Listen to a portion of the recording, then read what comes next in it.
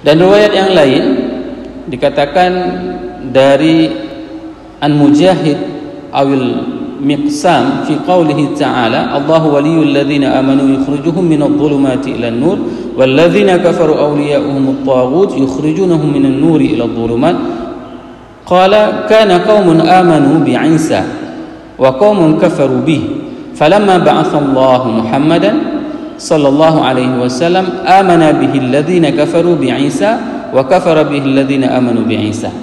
Ini yang paling unik. Ini menceritakan tentang bagaimana kondisi umat Nabi Isa. Pada saat mereka itu ada orang-orang yang beriman kepada Isa, begitu mereka mendengarkan tentang diutusnya baginda Rasulullah SAW, orang-orang yang beriman itu kafir. Dan orang-orang yang tidak beriman dulunya kepada Isa, di saat mereka mengetahui bahwasanya Nabi Muhammad itu diutus, maka mereka beriman. Kenapa? Karena dulu mereka ragu sama Nabi Isa itu sebagai Rasul. Namun Nabi Isa mengatakan akan datang, akan datang nanti setelahku seorang Nabi yang bernama Ahmad. Ciri-cirinya seperti ini. Maka orang-orang yang kafir dulunya kepada Nabi Isa, begitu dia melihat sendiri bahwasanya Nabi Muhammad benar sebagaimana yang disampaikan oleh Nabi Isa, maka mereka beriman. Dan yang anehnya, orang-orang yang beriman kepada Nabi Isa pada saat datang Nabi Muhammad, mereka menjadi orang-orang yang kufur. Inilah kondisi keimanan. Jadi kita jangan pernah merasa bahwasanya diri kita ini adalah sebagai ahli surga. Ini yang paling bahaya.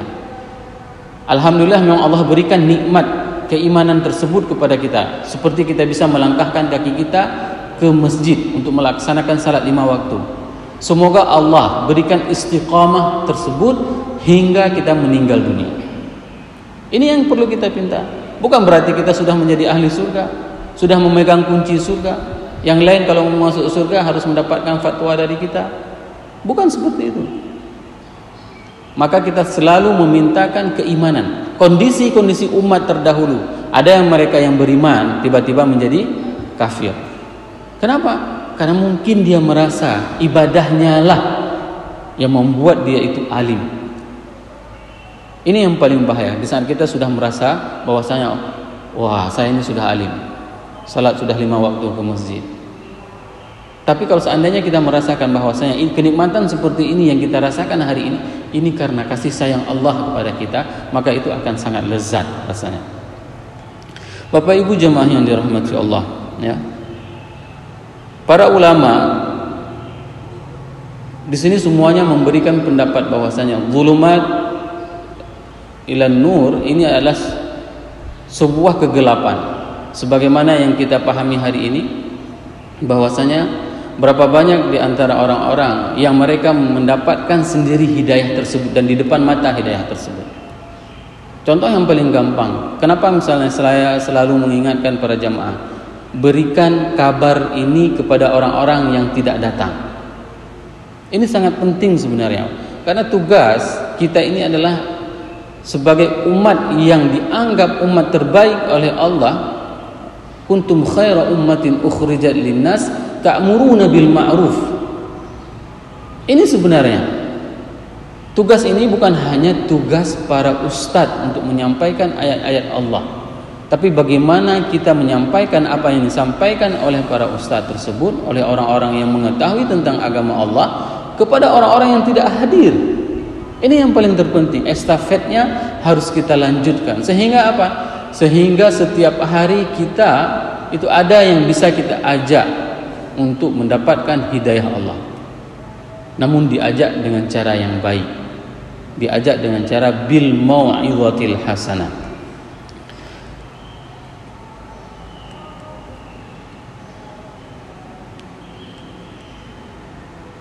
Ulaika yadu walladzina kafaru, dan orang-orang kafir, auliya'uhumut taghut, dan orang-orang kafir, ya, wali mereka itu adalah taghut. Ini yang paling aneh, ya, dalam bahasa Arab penggunaan kata-kata taghut itu bisa digunakan dan hanya digunakan untuk satu orang, untuk 2 ataupun untuk lebih 3 orang. Tidak akan berubah dia. Tidak ada taghutani atau taghutu, tidak ada.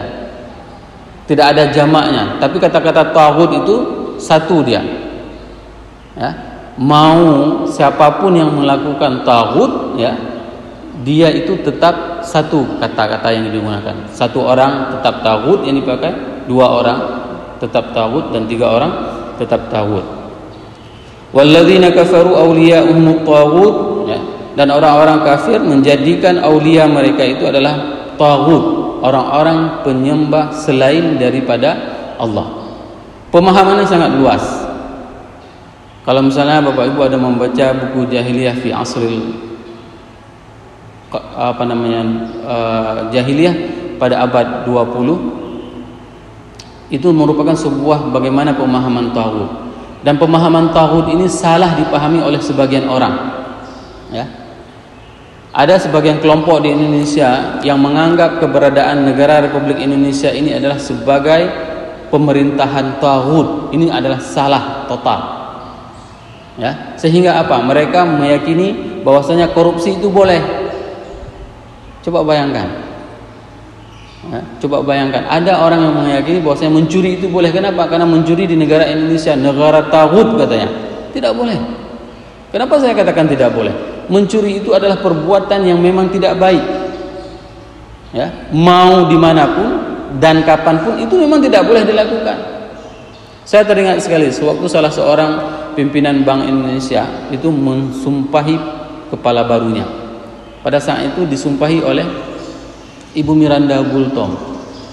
Nah, Ibu Miranda Gultom itu kan Kristen, pegang sumpah menyumpahi pimpinan Bank Indonesia. Pada saat itu apa yang dikatakan oleh salah seorang teman? Itu nggak sah sumpahnya. Kenapa? Karena disumpahin sama orang Kristen. Oke, kalau memang nggak sah, apakah dia boleh mencuri? Tetap tidak boleh. Ada sebagian pejabat di saat dia disumpah, dia pesan, Ustadz, Qurannya jangan di atas kepala saya ya. Kenapa? Karena memang ada rencana untuk melakukan kesalahan.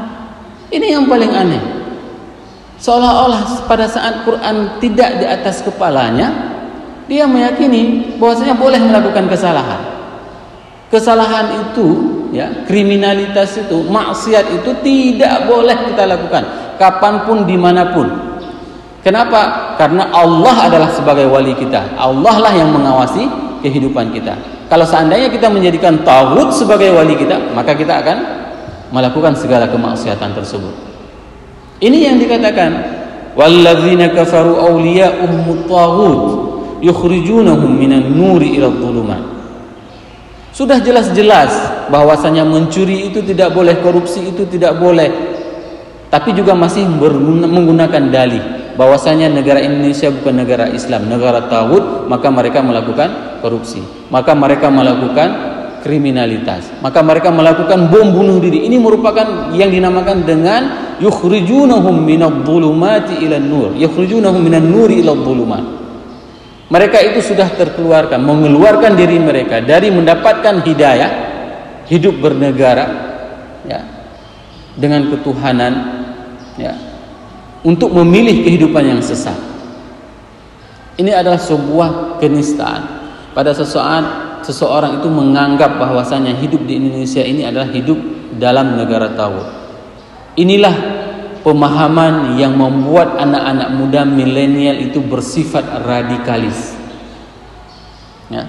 Seandainya mereka dibebani dan diberikan pemahaman tentang seperti ini kehidupan di negara ini, begini, inilah yang membuat orang-orang itu radikal. Dan paling banyak hari ini yang menjadi direkrut oleh mereka-mereka itu adalah anak-anak muda yang masih labil pemahamannya, yang masih tidak jelas pendiriannya, yang masih banyak galaunya. Sehingga apa? Inilah yang terjadi di saat kondisi Indonesia dimanfaatkan kesalahan orang-orang dalam memahami ajaran Islam. Padahal Islam tidak pernah mengajarkan umatnya untuk melakukan bunuh diri. Apalagi yang dibunuh itu adalah saudaranya seiman. Kalau memang mau berjihad, pergi ke Palestina. Belum sampai udah ditangkap. Nah, belum masuk lagi. Kenapa masuk ke Palestina itu melalui Israel. Sudah diperiksa semuanya.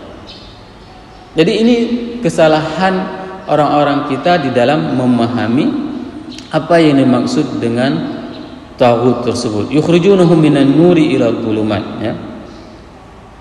Bahwasanya ini merupakan sebuah pemahaman yang memang harus kita pahami bersama. Kalau seandainya kita tidak bisa, ya,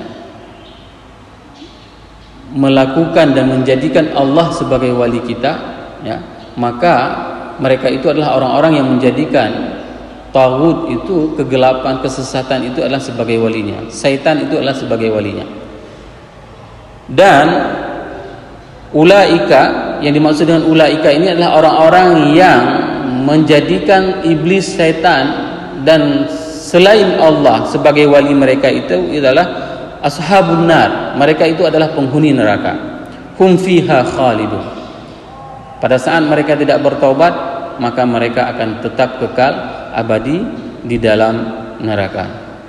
Subhanakallahumma wa bihamdika asyhadu an la ilaha illa anta astaghfiruka wa atubu ilaik.